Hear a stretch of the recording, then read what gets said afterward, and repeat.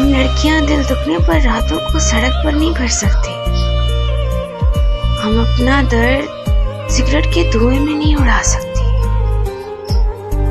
हम अपना गुस्सा तुम्हारी तरह घर वालों पर भी नहीं उतार सकती।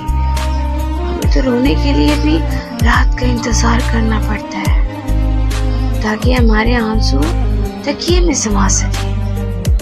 अगर हमारे अंदर सब टूट भी रहा हो तो हमें फिर भी सबसे हंसकर बात करनी होती है।